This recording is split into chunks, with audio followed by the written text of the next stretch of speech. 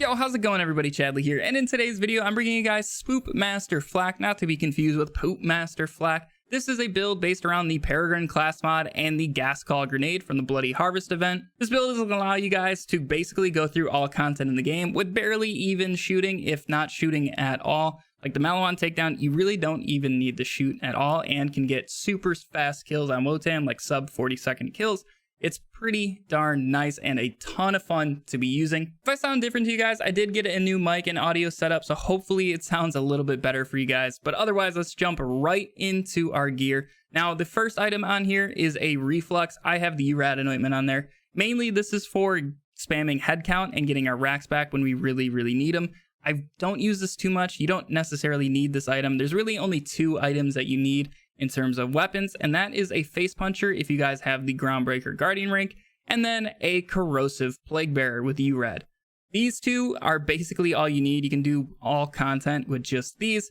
This you can spam during mobbing and just get tons and tons of kills super quick and stack up Flesh Melter super easily. And then the face puncher just for those huge Groundbreakers and dealing tons of damage in just one shot. And then our last weapon for this build, I like to use a prompt critical. You guys can use whatever weapon you would like. Just make sure it has URAD and you guys will be putting out the most damage possible. And also when we are using the Flesh Melter artifact with this build, make sure all of your weapons are corrosive damage. It's going to help build that stacks up quicker and in turn help your gas call as well. But otherwise for our shield, the Corrosive Old God is definitely the way to go. But really the only thing you need on your shield is the action skill and apply Terror to yourself every 3 seconds for the next 18 seconds.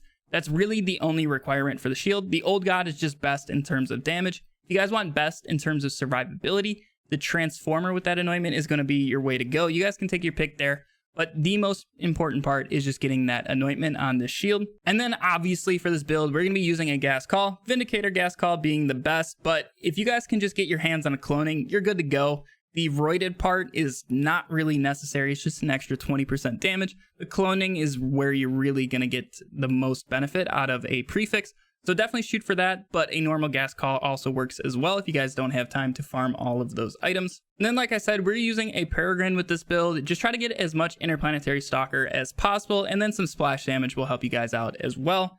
And then for our artifact, most of the time we're going to be using a Flesh Melter Deathless. The Deathless is going to give us the URAD portion, and the Flesh Melter is going to stack up with all of the corrosive kills we're getting, including the gas call. Now, sometimes the URAD part can actually steal the kill from the corrosive damage, so you won't always get a stack on every single kill, but we're doing so much corrosive damage that I do notice that we are getting Flesh Melter stacks pretty decently, and we're killing so many enemies so quickly that we do get a decent number of stacks. During the Wotan fight, I have gone back and forth between the Flesh Melter and the Atom Bomb, and I have noticed much quicker kills with the Flesh Melter and more consistent kills. So that's why I really like to use that. But if you guys are planning on doing the Guardian takedown, swap over to the Atom Bomb Deathless. This is going to be your best bet in there. Enemies in there are just super tanky, and also don't take too much damage from the corrosive damage because they're usually all shields or health, but they will occasionally have armor. But that's just not enough because we are doing corrosive damage with the gas calls anyways. So that's going to be your artifact for the Guardian takedown. Basically everything else though, I use a Flesh Melter. So another quick note with the Atom Bomb Deathless, when you guys are using this one instead of the Flesh Melter, you are free to swap off the corrosive damage weapons because we don't need to stack up that corrosive damage anymore. So normally with the critical, I like to use a normal damage one with URAD, and then for our Plague Bearer, I'm going to swap that out with a shock one. I find the shock one just seems to work much better and kill lots of enemies quicker. But overall, the guns in this build are pretty lenient. You guys can use basically whatever you want. Just something to note with the Terror, always being honest, things like the Monarch and the Light Show, their accuracy gets terrible and you're not going to be hitting things unless you are just barrel stuffing them. So that's why I do like to use some of the more accurate things like the critical. It's a little bit easier to hit your targets with these items. But now jumping over to our skill tree, I'm going to have all three up for you guys right here if you want to copy it into your game. But otherwise, pretty standard Hunter skill tree here. We're going to do 5 points Interplanetary Stalker, 3 Leave No Trace, 5 Hunter's Eye, 3 Head Count, 3 Big Game, 3 Most Dangerous Game, 1 Galactic Shadow, 4 Grim Harvest, because we are just spamming racks with this, so we might as well have our racks do 40% more damage. And then finally, 1 point into Megavore. And then for our racks, I like to use Flock and Load and Accelerate. Occasionally, I will swap out Flock and Load for Rack Open a Cold One, but it's up to you guys when you swap those two out. It really doesn't matter. And then for our pet, I do like the Spider Ant Scorcher the best because it is going to give us the most damage possible with our grenades and all that good stuff. And then swapping over to our master skill tree, we're going to do 3 points into Persistence Hunter, and then 1 point into Ferocity, 1 point go for the eyes, just 5 points to get us down. And then 5 points into Frenzy for the huge damage boost, 3 points into He Bites for our pet to reflect damage back to the enemies, 1 point into Who Rescued Who to keep our pet alive, 1 point into Hive Mind to get us down to the next tier and some damage mitigation, 5 points into Barbaric Yawp for our pet bonuses, so our Spider Ant now does 30% elemental damage. And then 3 points of Pack Tactics for the damage boost, 1 point into Shared Spirit since we are using a Deathless. This is going to be active at all times, so we get that damage mitigation there. And then finally for our Stalker Seal Tree, 5 points into Furious Attack for the gun damage, and then 5 points Eager to Impress so we can spam our racks even more because you guys are going to be getting tons of kills. It's going to add up very, very quickly.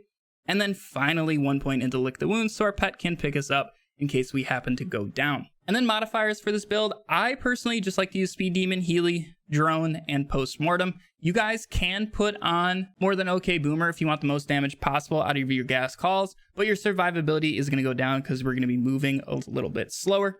So I do like Speed Demon. We're doing enough damage anyways. All the clips you guys saw at the start of the video were using Speed Demon. So More Than Okay Boomer isn't necessary, but if you just want to go all out, that's going to be your way to go. So as always, let's go ahead and run through the start of True Maliwan Takedown. And normally all I'll do is on the Ratch over here, just stack up our Interplanetary Stalker and Most Dangerous Game. So we're good to go there on that kill. And then we can just use like the Face Puncher or the Critical and just kill the guards. It's super, super easy. If you want to abuse Groundbreaker, throw your rack somewhere else and then shoot the guard after the gas calls start hitting stuff behind you. And then you guys can easily get one shots on them like that. And then otherwise, just keep spamming those racks, but don't spam them too quick because there is a cooldown on the Peregrine between when it can actually drop the grenades. So it's usually right around like 2 to 3 seconds. So just kind of keep that in the back of your mind in terms of timing the racks, and you guys will be good to go there. But otherwise, I just kind of stick to the edge of the map and let all of the gas calls do all the work, because the racks are going to go quite a distance to go find enemies. So if you guys just stick to the edge, you'll be good to go. And then if you want to shoot, you can. If you don't want to shoot, you do not have to. Otherwise, the Critical is a great option to be shooting. And then if you guys want the fastest clear speeds possible, just pull out the Plague Bearer. This is going to be really good for stacking up your Flesh Melter, and it just makes your life super, super easy. Occasionally, you will blow yourself up, especially when the Terror event is active, because these skulls will come at you, and your racks will seek them out and blow up on you. So if you guys turn off the event, you'll have an even easier time, but it's not necessary. And then for the Kraken, really all you got to do is make sure you keep moving, stay out of those targeting circles, and you guys will have a little bit easier time. You will probably go down here at some times. It's really not a big deal. You are going to get kills, and you guys will be able to move on. Super, super quick and easy. But yeah, guys, that's basically Spoopmaster Flak in a nutshell. If you guys have any questions, make sure to leave a comment down below or come over to our stream at twitch.tv/Chadley99 and ask me over there. I'd be happy to help because this build is a ton of fun and I hope you guys enjoy as well. If you guys did enjoy the video, make sure to leave a thumbs up on it to let me know. Make sure you guys are also subscribed to the channel. There's gonna be a ton more Borderlands content on the way, but I hope you all have a fantastic day and I'll catch you all in the next video. See ya.